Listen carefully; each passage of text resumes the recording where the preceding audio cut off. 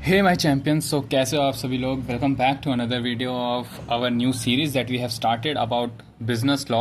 And business law का हम topic कर रहे हैं कंपनीज एक्ट 2013। अब ये चैप्टर काफ़ी हद तक हमने कर लिया है, इसके आई गेस 10 to 11 पार्ट्स आ चुके हैं। अब ये हमारी जो नेक्स्ट क्लास है, अब this chapter is about two and like 2 lectures और, एक ये वाली क्लास और एक लास्ट क्लास, और उसके बाद ये चैप्टर क्या हो जाएगा, ओवर हो जाएगा। Then we will start with a new chapter. वो आप जैसा आप मेरे को बताओगे उस हिसाब से हम स्टार्ट करेंगे। बट फिलहाल इस चैप्टर को कंटिन्यू करते हैं। Let's end this.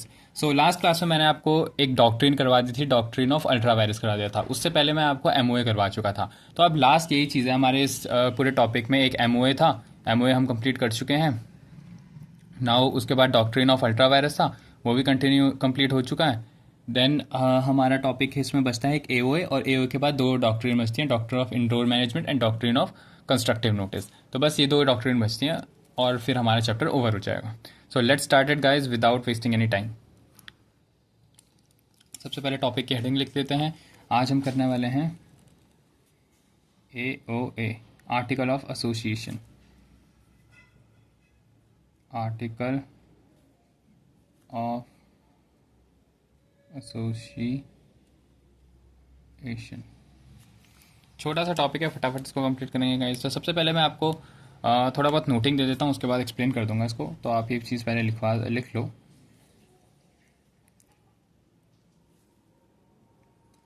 The AOA of a company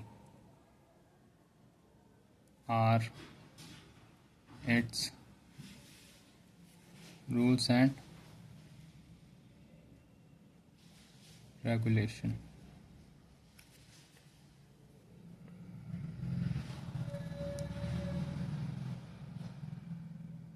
framed to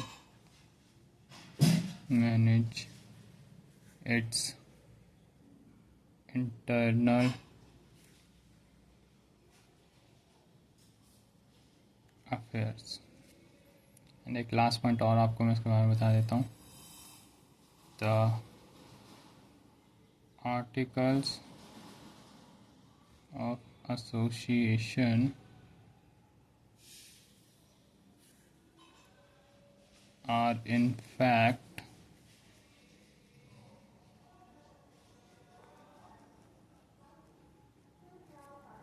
bylaws of the company according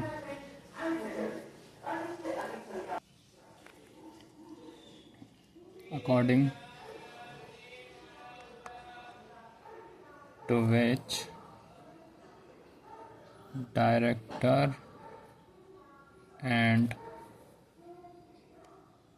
other officer are required to perform their functions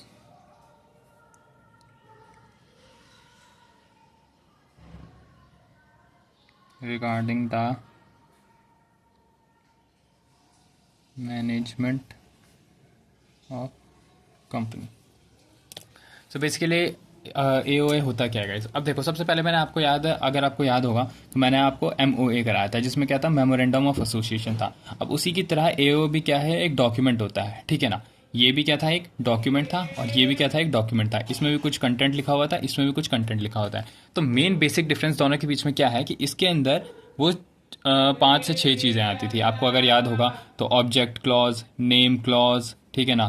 फिर आ जाता है इसमें लाइबिलिटी क्लॉज, एसोसिएशन क्लॉज। अगर आपको ये चीज़ याद होगी ठीक से, तो एमओए में यही चीज़ आती थी मेन, ठीक है ना। अब ये वाली चीज़ें सारी किस चीज़ के लिए, आउटसाइडर्स के लिए होती हैं।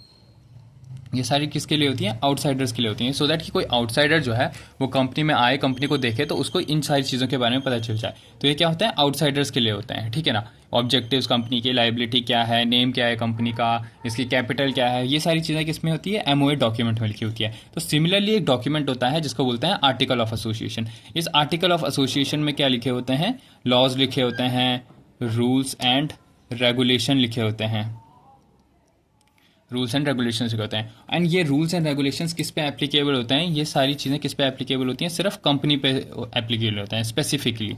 अगर मैं आपको बताऊं, हर कंपनी के अपने रूल्स एंड रेगुलेशंस हो सकते हैं। जैसे कि सपोज एक कंपनी है, ये एक कंपनी है, ठीक है, इसका नाम है ABC। एंड ये एक कंपनी है, इसका नाम है XYZ, ठीक है। तो इस कंपनी की अपनी पॉलिसी है दैट अगर कोई भी बंदा कंपनी को कोई भी एम्प्लॉय लीव करेगा तो वो क्या है, 3 मंथ्स का क्या है नोटिस पीरियड सर्व करेगा। ओके। एंड इस कंपनी का है कोई भी एम्प्लॉय इस कंपनी को छोड़ करके जाएगा तो वो 2 मंथ्स का नोटिस पीरियड सर्व करेगा। तो कहीं भी ऐसा नहीं है कि एक फिक्स नोटिस पीरियड हर बंदे को सर्व करना ही पड़ता है। हर कंपनी के अपने ऊपर डिपेंड होता है। तो इस कंपनी का 3 मंथ्स वाला जो रूल है वो इस कंपनी पे एप्लीकेबल नहीं होगा, एंड इस कंपनी का जो 2 मंथ्स वाला रूल है वो इस पे एप्लीकेबल नहीं होगा।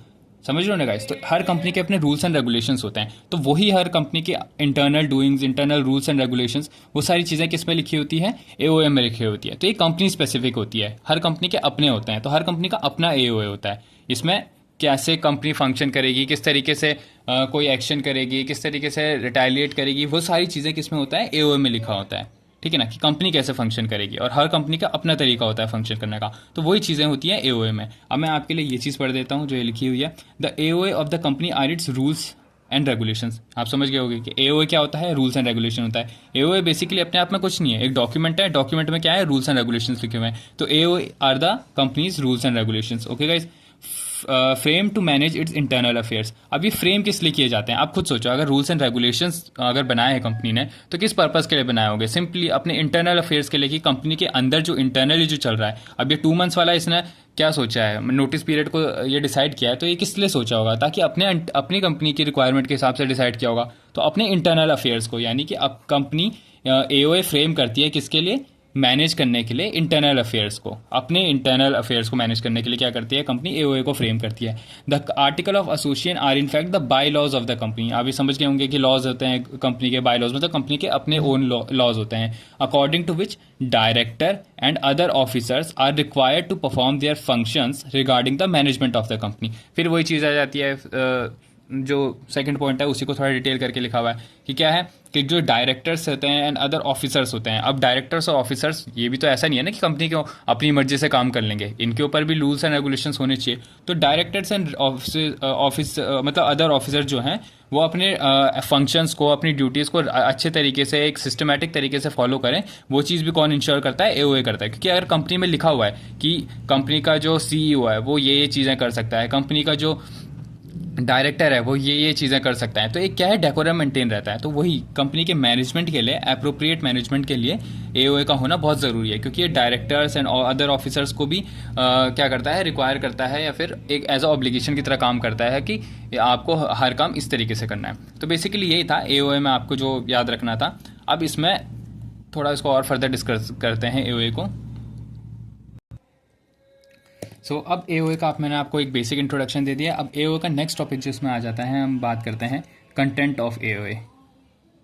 कंटेंट एंड मॉडल डाल देते हैं इसको, model of AOA। Okay guys, ठीक है। तो सबसे पहले कंटेंट की बात करते हैं। इसमें सबसे पहले क्या आ जाता है, the article of company shall contain the regulations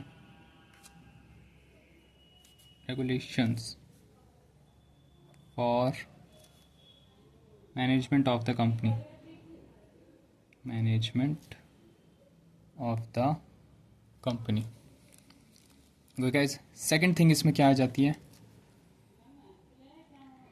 the article may also contain such matters as are prescribed under the rules।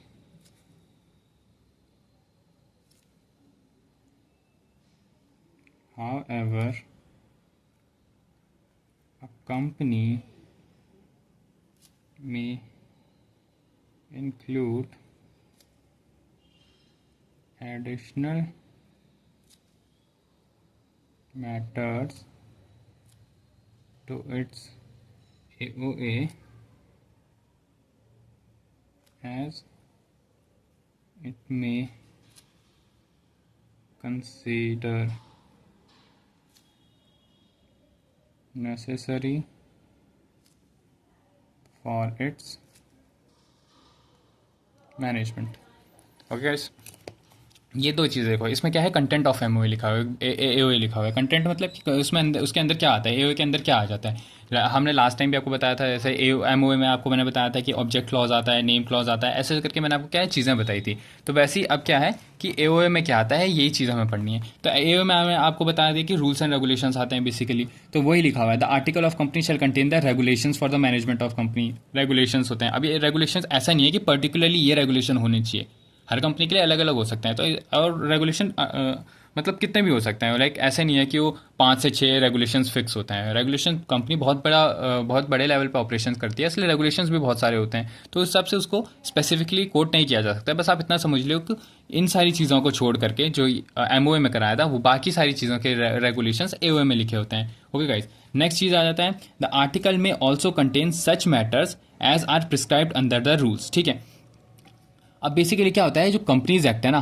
Companies act में क्या है, रूल्स भी हैं, आपको पता है। रूल्स बेसिकली क्या होता है कि किसी काम को किस तरीके से करना है, तो उस चीज़ में क्या है, रूल्स भी लिखे हुए हैं। तो अगर जो एक कंपनी है, उस कंपनी के एओ में सच मैटर्स आ सकते हैं। कौन से मैटर, जो कंपनीज एक्ट के रूल्स में लिखे हुए हैं, as are prescribed under the rules. Rules में जो मैटर्स लिखे हैं, कंपनी अपने आर्टिकल में उसको भी इंक्लूड कर सकती है। हाउएवर अ कंपनी में इंक्लूड एडिशनल मैटर्स, वो कुछ एडिशनल मैटर भी इंक्लूड कर सकती है अपने एओ में, जो उसको लगता है which it consider necessary for, जो उसको लगता है कि उसके मैनेजमेंट के लिए नेसेसरी है। तो आप समझ लो गाइज, क्या है कि ये कंपनी है, इस कंपनी के एओ में दो चीज़ें आ सकती है, जो कंपनीज एक्ट के अंदर रूल्स हैं वो वाली चीज़ें, और जो उसके अपने होते हैं। ठीक है ना, अपने अपने हिसाब से जो डिसाइड करती है कि ये मेरे हिसाब से क्या है, ज़रूरी चीज़ है। तो ये दो चीज़ें आ सकती है एओए के अंदर। ओके गाइस, अब इसमें एक नेक्स्ट चीज़ आता है, एंट्रेंचमेंट प्रोविजन। तो एंट्रेंचमेंट बेसिकली कंटेंट का ही पार्ट है, लेकिन एंट्रेंचमेंट को मैं आपको अलग से करवाना चाह रहा हूँ, सो दैट कि आप इसको एक टॉपिक की तरह डिटेल में पढ़ के जाओ, क्योंकि इससे केस स्टडी बन सकती है। Like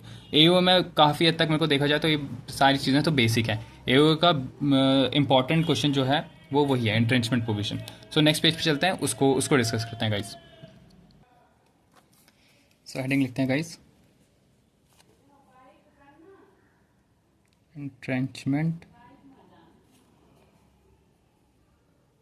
provision.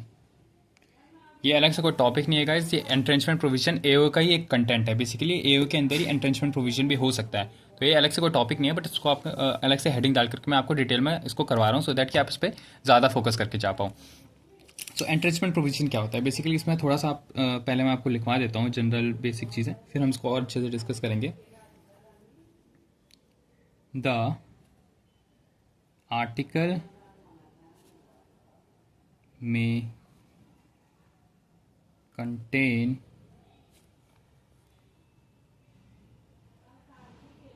provision for entrenchment. Okay guys, फिर इसमें नेक्स्ट पॉइंट इसी को कंटिन्यू कर सकते हैं, कंटेन प्रोविजन फॉर एंट्रेंचमेंट। फिर आ जाता है मेरा ब्रैकेट में, मतलब उसका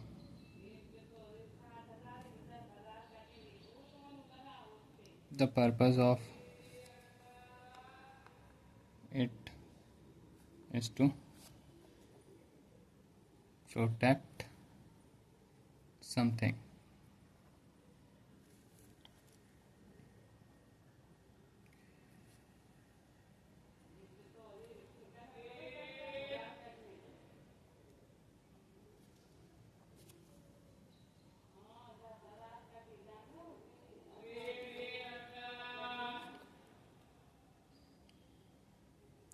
The existence of entrenchment can assist alteration of article only in a manner which it makes the provision even more strict or difficult to govern the company in a regulatory manner। यही है basically, इतने में introduction खत्म हो जाता है entrenchment provision का, और इतना ही आपको समझना है। अब देखो मैं आपको इसको डिटेल में एक्सप्लेन करता हूँ। अब क्या होता है एंट्रेंचमेंट प्रोविजन, क्या होता है एंट्रेंचमेंट प्रोविजन? एक नथिंग विच एक क्लॉज, एक पॉइंट की तरह होता है, एक प्रोविजन की तरह होता है। प्रोविजन आपको समझ आता है ना, कैसे एक रूल की तरह होता है। तो आपके एओ में, जैसे आपका ये एओ है, तो उसमें बाकी सारे पॉइंट लिखे हुए हैं, बाकी सारे रूल्स लिखे हुए हैं, उसमें एक यहाँ पे एंट्रेंचमेंट प्रोविजन भी लिखा होगा, ठीक है। सिंपली एक पॉइंट की तरह ही होता है, बाकी पॉइंट की तरह ही। बट एंट्रेंचमेंट प्रोविजन का पर्पज क्या होता है? बेसिकली क्या होता है कि अगर मैं आपको इसको थोड़ा नोट से हट करके पहले इसको थोड़ा सा एक्सप्लेन करूँ आपको, तो क्या होता है कि जैसे ये कंपनी का एओ है, ये कंपनी है, ओके गाइस। तो इस कंपनी के किसी भी डिसीजन को मान करके चलो, स्पेशल रेजोल्यूशन पास करने के लिए कितना चाहिए होता है?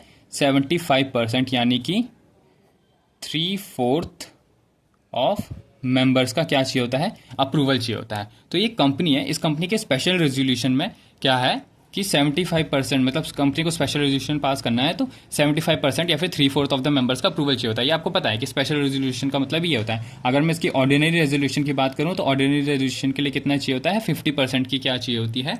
अप्रूवल चाहिए होता है मेंबर्स की तरफ से। ओके, तो आपको ये चीज़ पता है कि स्पेशल रेजोल्यूशन के लिए इतना चाहिए होता है एंड ऑर्डिनरी रेजोल्यूशन के लिए इतना चाहिए होता है। लेकिन अगर मैं ऐसा करूं, अपनी कंपनी के लिए डिसाइड कर दूं, ये कंपनी है, इसने सोचा कि नहीं, ये तो कंपनीज एक्ट ने बता रखा है ना दैट कि 75% अप्रूवल चाहिए होता है। लेकिन अगर मैं इसको क्या मान करके चलूं, अपने कंपनी के लिए और डिफिकल्ट कर दूं, इस कंपनी ने क्या सोचा कि मैं अपने रूल्स डिसाइड करूंगी, अपने रूल्स डिसाइड करूंगी, और मैं सोचूंगी कि स्पेशल रेजोल्यूशन अगर किसी को पास करना हो, अगर मेरी कंपनी को पास करना हो, तो 80% ऑफ मेंबर्स का अप्रूवल चाहिए होगा। ओके गाइस, तो इस कंपनी ने अपने लिए चीज़ डिसाइड कर ली। ये चीज़ कम नहीं हो सकती है गाइस, ऐसे नहीं कि 75% से 65% डिसाइड कर लिया, ज़्यादा ही हो सकती है, ठीक है ना। तो इस कंपनी ने अपने लिए क्या कर दिया, 80% की स्पेशल रेजोल्यूशन की अप्रूवल को क्या है, ये लिमिट डिसाइड कर ली। तो इस कंपनी ने ये अपने लिए किया है, ठीक है ना। तो कंपनी का अपना रूल है।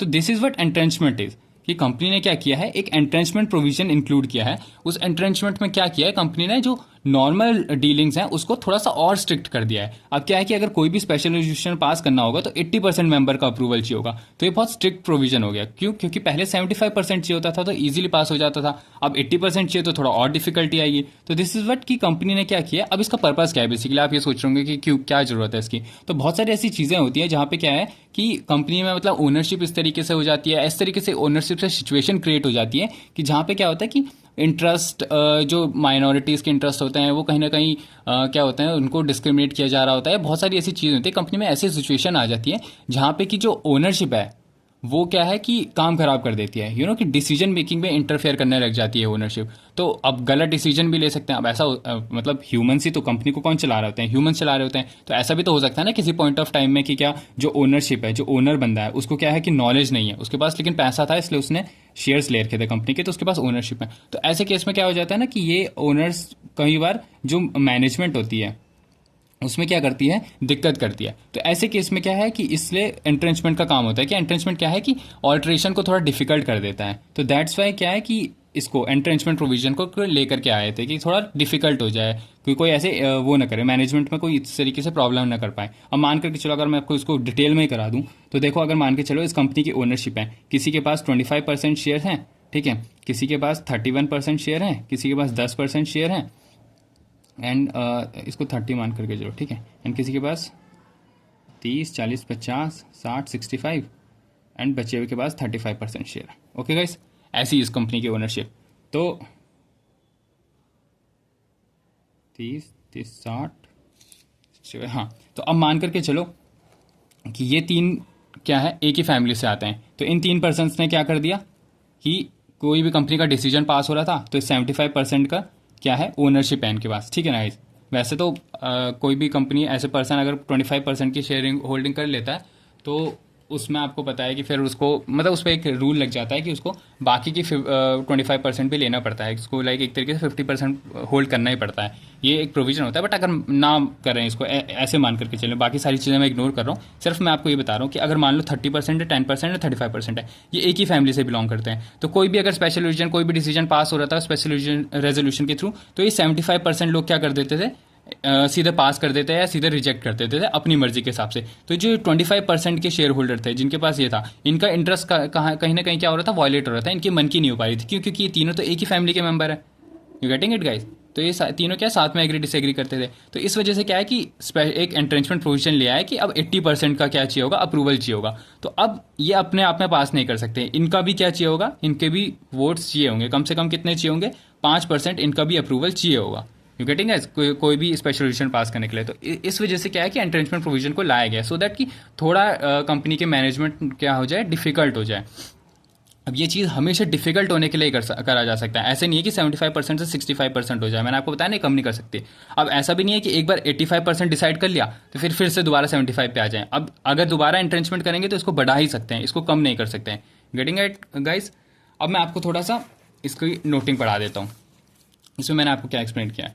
द आर्टिकल में कंटेन प्रोविजन फॉर एंट्रेंचमेंट। ठीक है, तो आर्टिकल्स में क्या आ सकता है? एंट्रेंचमेंट आ सकता है। मैंने आपको बताया ना कि एंट्रेंचमेंट एक अलग से कुछ नहीं है, जो ये कंपनी का आर्टिकल होता है उसी में एक एंट्रेंचमेंट प्रोविजन करके एक सब पॉइंट होता है। तो आर्टिकल में ही क्या आ सकता है? एंट्रेंचमेंट आ सकता है, प्रोविजन फॉर एंट्रेंचमेंट आ सकता है। The purpose of it is to protect something. इसका पर्पज क्या होता है? Protect something. अब इस केस में क्या प्रोटेक्ट हो रहा था? इस 25% का क्या है? इंटरेस्ट प्रोटेक्ट हो रहा था। तो it is to protect something. Getting it guys? फिर नेक्स्ट पॉइंट क्या आ जाता है इसमें? The existence of entrenchment can assist alteration of article only in a manner which it makes the provision even more strict or difficult to govern the company in a regulatory manner. अब ये देखो, ये चीज़ simply आपको समझ आ रहा होगा। देखिए क्या है कि कंपनी को गवर्न करना है एक रेगुलेटरी मैनर में, तो हम क्या है, एंट्रेंचमेंट की एग्जिस्टेंस को, मतलब एंट्रेंचमेंट किसी आर्टिकल में एग्जिस्ट करेगा ओनली तब अगर वो असिस्ट कर रहा है, अगर वो हेल्प कर रहा है किसमें, कि ऑल्ट्रेशन ऑफ आर्टिकल। को भी आर्टिकल ऑल्टर हो रहा है तो उसमें क्या है कि only in a manner which it makes the provision even more strict और डिफिकल्ट। स्ट्रिक्ट और डिफिकल्ट पे गाइस फोकस करना। अब क्या है इसमें 75%, अब मान करके चलो कि कंपनी में कोई डिसीजन लिया गया, ठीक है ना, एंड कंपनी के डिसीजन में लिया गया कि हम इसके आर्टिकल्स में, एओए में कोई चीज़ को ऑल्टर करेंगे या कुछ चीज़ नहीं डालेंगे, ठीक है। तो उसके लिए स्पेशल लेजिस्लेशन पास हुआ एंड 75% लोगों ने क्या कर दिया, इन्हीं लोगों ने 75% लोगों ने, एक ही फैमिली ने क्या कर दिया, अपने हिसाब से हाँ या ना बोल दिया। Okay guys? तो इस केस में क्या हुआ कि कहीं ना कहीं ये चीज़ क्या होगी, बहुत सिंप्लीफाई हो गई, क्योंकि इनके पास क्या थी, ओनरशिप थी। तो इस चीज़ को ठीक करने के लिए, आर्टिकल्स को ऑल्टर करने के लिए थोड़ा सा क्या कर दिया, डिफिकल्ट कर दिया गया और स्ट्रिक्ट कर दिया गया। उस चक्कर में क्या है, एंट्रेंचमेंट को लेकर क्या है, एंड 80% की लिमिट डिसाइड कर दी। तो यही कह रहा है वो कि the existence of entrenchment, entrenchment की existence can assist the alteration of article. Article के ऑल्ट्रेशन को कैसे वो करती है, असिस्ट करती है, only in a manner which it makes the provision even more strict and difficult. जो कि स्ट्रिक्ट और डिफिकल्ट करता है, मतलब जो एंट्रेंचमेंट है वो असिस्ट करता है इस एओ के ऑल्ट्रेशन को किस मैनर में, कि वो और डिफिकल्ट करेगा और इजी नहीं करेगा। ये क्या करेगा, जो एंट्रेंचमेंट प्रोविजन है वो इस चीज़ को थोड़ा सा और डिफिकल्ट करेगा, इसको ईजी नहीं करेगा। मैंने ईजी करने के लिए क्या हो जाता, अगर ये 65% कर देता, ये 80 की जगह 65% कर देता, तो ये क्या है, ये ईजी हो गया ना। लेकिन ये डिफिकल्ट कर रहा है। डिफिकल्ट कैसे कर रहा है, 80% की लिमिट डिसाइड करके। Getting it guys? तो वही है कि even more strict and difficult to govern the company. अब आर्टिकल ऑफ एसोसिएशन को ऑल्टर करने के लिए 75% का मान करके चलो कि लिमिट डिसाइडेड है, लेकिन एंट्रेंचमेंट प्रोविजन से हम उसको 65% कर देते हैं। तो ये गलत हो जाता है। गलत क्यों? क्योंकि जो एंट्रेंचमेंट है वो असिस्ट करेगा ऑल्ट्रेशन ऑफ आर्टिकल को ओनली इन अ मैनर, किस मैनर में, कि जो और डिफिकल्ट करेगा प्रोविजन को और इजी नहीं करेगा। तो डिफिकल्ट करने के लिए 75% से ज़्यादा ही करना पड़ेगा। Getting it guys? तो बस यही टॉपिक था इसके उसमें, मतलब बेसिक इंट्रोडक्शन यही था। अब एंट्रेंचमेंट प्रोविजन को लेकर के कैसे आते हैं, ये एक स्पेसिफिक पॉइंट है, एंड इस टॉपिक से ही कहीं ना कहीं आपकी केस स्टडी या फिर डायरेक्ट क्वेश्चन बन सकता है गाइस। तो इसको बहुत अच्छे से देखना।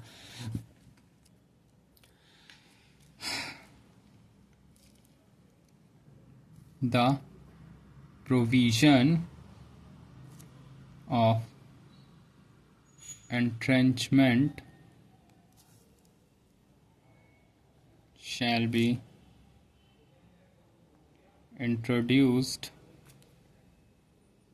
at any time during incorporation and B after incorporation. अब क्या है guys कि एक कंपनी ने अपना आर्टिकल को क्या आर्टिकल में एंट्रेंचमेंट प्रोविजन लेकर के आना है। ये कंपनी का आर्टिकल है एओए, इसमें एक पॉइंट लेकर के आना जो कि एंट्रेंचमेंट प्रोविजन है। Entrenchment provision is to difficult something, ठीक है, is to make difficult something. तो अब ये एंट्रेंचमेंट कब ला सकती है? तो दो किसी भी टाइम पे लेकर के आ सकती है, at any time. Any time से मतलब क्या है कि या तो ड्यूरिंग इनकॉर्पोरेशन कंपनी बन रही है तो उसी में स्टार्टिंग में ही कंपनी ने एओए में क्या है डाल दिया। अब क्या है कंपनी बन गई है, कंपनी को बाद में लग रहा है कि मेरे को एओए में अपना एंट्रेंचमेंट डालना है, तो आफ्टर इनकॉर्पोरेशन भी डाल सकती है। तो इसका प्रोसीजर क्या है एंड इसका प्रोसीजर क्या है? तो सिंपल सी बात है, देखो ड्यूरिंग इनकॉर्पोरेशन का टाइम है तो आप समझ जाओ कंपनी अगर आर्टिकल ऑफ एसोसिएशन बना रही है तो उसमें एक अलग से प्रोविजन मतलब डाल दो, इसमें प्रोविजन डाल दो। अब क्या है किसी का अप्रूवल लेने की जरूरत नहीं है इसमें। क्यों अप्रूवल लेने की जरूरत नहीं है? क्योंकि कंपनी अभी एग्जिस्टेंस में नहीं आई है, अभी कंपनी बन रही है, तो कंपनी अपने लिए रूल्स रेगुलेशन सब कुछ डिसाइड कर रही है, तो स्टार्टिंग में ही डाल दो। तो आपको पता है कि ड्यूरिंग इनकॉर्पोरेशन यानी जो स्पाइस प्लस फॉर्म आपको पता है ना, मैंने इनकॉर्पोरेशन पढ़ा दिया आपको। तो आज के टाइम पे क्या है स्पाइस प्लस फॉर्म का यूज़ होता है, तो उसी फॉर्म में कहीं ना कहीं ये चीज़ भी आ जाएगी, इसको एंट्रेंचमेंट प्रोविजन आ जाएगी। तो इसका अलग कोई प्रोसीजर नहीं है, किसी से अप्रूवल लेने नहीं लेना है, कुछ नहीं लेना है। क्यों? क्योंकि अभी कंपनी इनकॉर्पोरेट ही नहीं हुई है, ना कंपनी के मेंबर्स हैं ना कंपनी के डायरेक्टर्स हैं, ऐसा कुछ नहीं है अभी कंपनी के पास, तो किसी का अप्रूवल लेने की जरूरत ही नहीं है। डायरेक्ट कंपनी क्या करेगी अपने आर्टिकल में एंट्रेंचमेंट प्रोविजन का क्लॉज डाल देगी एंड उसके बाद सारे डॉक्यूमेंट फिर आरओसी को देगी, आरओसी सब चीज़ें चेक करेगा और उसके बाद कंपनी को क्या दे देगा, सर्टिफिकेट ऑफ इनकॉर्पोरेशन दे देगा एंड कंपनी क्या है फिर इनकॉर्पोरेट हो जाएगी और फिर काम करना स्टार्ट कर देगी। फिर काम करना स्टार्ट करेगी एंट्रेंचमेंट प्रोविजन के साथ ही, क्योंकि फिर एंट्रेंचमेंट प्रोविजन एक नथिंग एक नॉर्मल लॉ की तरह हो जाएगा। बाकी जैसे बाकी सारे लॉ हैं वैसे एंट्रेंचमेंट प्रोविजन एक बाकी मतलब एक लॉ बन जाएगा सिंपली, ठीक है। अगर आफ्टर इनकॉर्पोरेशन करना है, अब क्या है कि कंपनी इनकॉर्पोरेट हो चुकी है, बिजनेस स्टार्ट कर चुकी है, 1-2 साल हो चुके हैं, बाद में कर रही है, बाद में इंक्लूड कर रही है, तो इस केस में हमें थोड़ा देखना पड़ता है। इस केस में क्या है प्राइवेट कंपनी जो है, प्राइवेट कंपनी उसके लिए अलग रूल है एंड पब्लिक कंपनी उसके लिए अलग रूल है। अब प्राइवेट कंपनी के लिए क्या है ऑल मेंबर्स का अप्रूवल चाहिए एंड पब्लिक कंपनी के लिए क्या चाहिए स्पेशल रेजोल्यूशन अप्रूवल चाहिए, यानी कि कितना 75% या फिर हम कह सकते हैं 3/4। ओके गाइस, बस यही है, यही प्रोविजन है दैट अगर आपको एंट्रेंचमेंट प्रोविजन लेकर के आना है तो या तो आप ड्यूरिंग इनकॉर्पोरेशन के टाइम पे ले आओ, ठीक है ना, आर्टिकल में डायरेक्ट लिख करके ले आओ, फिर आरओसी से उसको अप्रूव करा लो एंड ऑल सब कुछ, या तो आप आफ्टर इनकॉर्पोरेशन करा रहे हो और आपकी कोई प्राइवेट कंपनी है। प्राइवेट कंपनी आपको पता है ना गाइस 2 clause 68 वाली, जिसमें 200 मेंबर्स होते हैं मैक्सिमम, रिस्ट्रिक्टेड ट्रांसफर होता है, तो उसमें क्या है सारे मेंबर्स का अप्रूवल चाहिए होता है कि हम एंट्रेंचमेंट प्रोविजन लेकर के आ रहे हैं भाई, ठीक है। अगर पब्लिक कंपनी है तो पब्लिक कंपनी में क्या चाहिए होता है स्पेशल रेजोल्यूशन, यानी कि उसमें सारे मेंबर्स नहीं, उसमें 75% या फिर 3/4 मेंबर्स का अप्रूवल चाहिए होता है, तो क्या हो जाता है आर्टिकल मतलब आर्टिकल्स में एंट्रेंचमेंट प्रोविजन का इंक्लूजन हो जाता है। बस यही चीज़ था। अब आप इसको मैं इसको स्टेटमेंट की फॉर्म में नहीं लिख रहा हूँ गाइस कि पब्लिक कंपनी में स्पेशल रेजोल्यूशन चाहिए होता है एंड प्राइवेट कंपनी में ऑल मेंबर्स का अप्रूवल चाहिए होता है, ये आपको समझ आ ही गया होगा। इसको आप अलग स्टेटमेंट में भी लिख सकते हो। इसमें मैं आपको नेक्स्ट चीज़ जो थोड़ा सा टॉपिक इंपॉर्टेंट जो लग रहा है मेरे को, वो चीज़ की नोटिंग दे देता हूँ, यहीं पर दे देता हूँ। Where the article contain provision for entrenchment, whether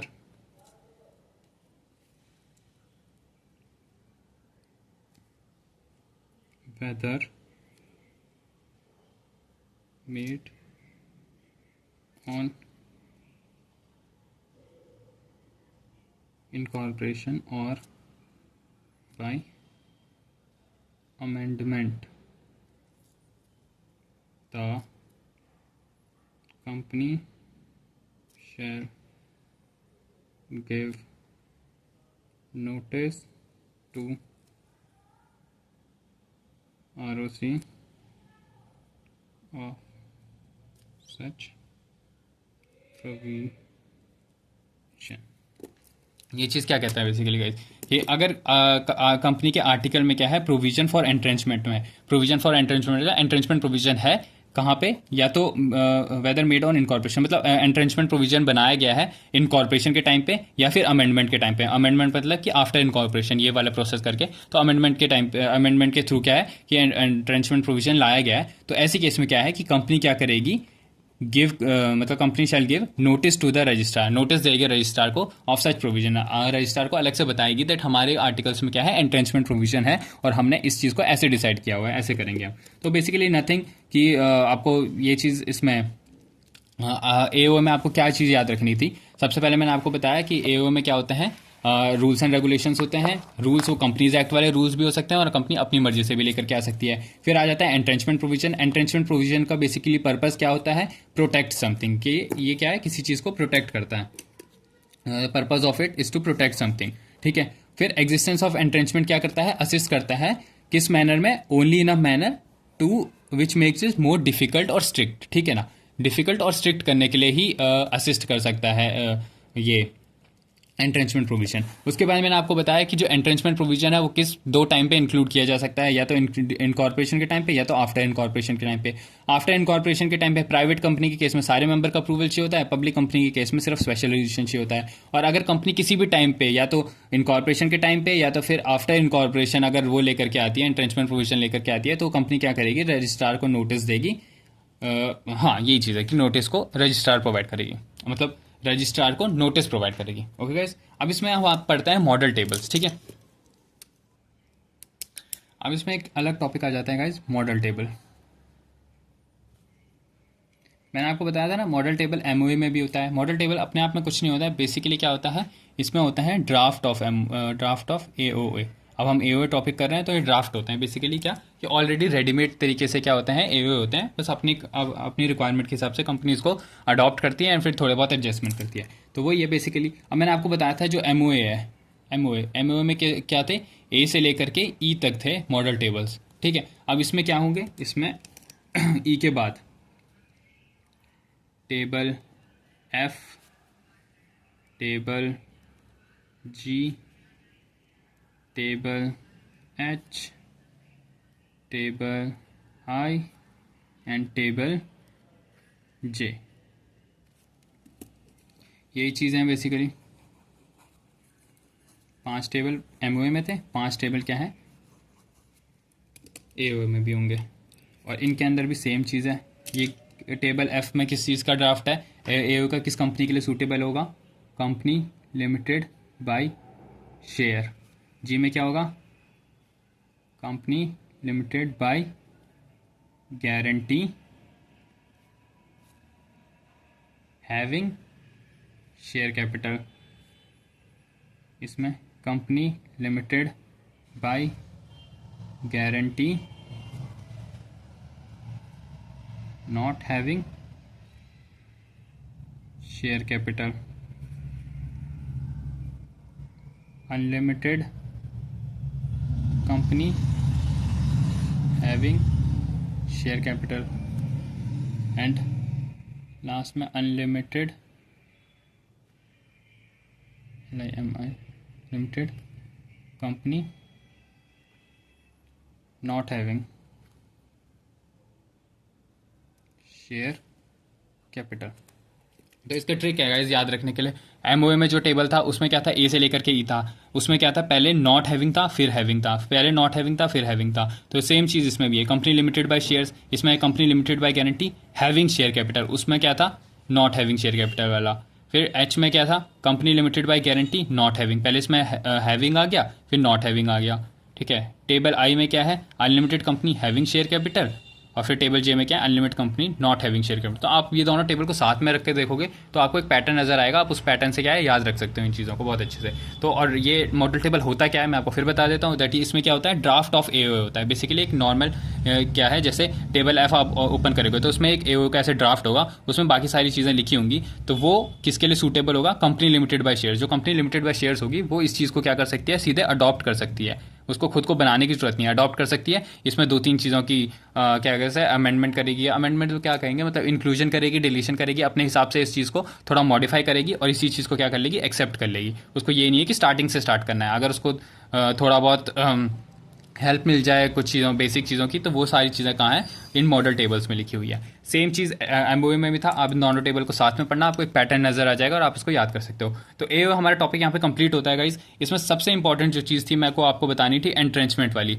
entrenchment वाली आप इसको अच्छे से करके जाना। एंट्रेंचमेंट में कैसे इंक्लूड कर सकते हैं एओ में, एंट्रेंचमेंट होता क्या है और एंट्रेंचमेंट का पर्पस क्या है, to strict basically to protect something, और या फिर कि ये इस मैनर में करता है, इंक्लूड किया जाता है सो दैट कि हम किसी भी एओ के ऑल्ट्रेशन को क्या कर सकें, डिफ़िकल्ट और स्ट्रिक्ट कर सकें। तो यही पर्पस था उसका, वो चीज़ आपको याद रखनी है। और हमें कोई भी अगर एंट्रेंचमेंट का इंक्लूजन होता है आर्टिकल्स में, तो हमें ये चीज़ किसको बतानी पड़ती है, रजिस्ट्रार को बतानी पड़ती है, इन्फॉर्म करनी पड़ती है।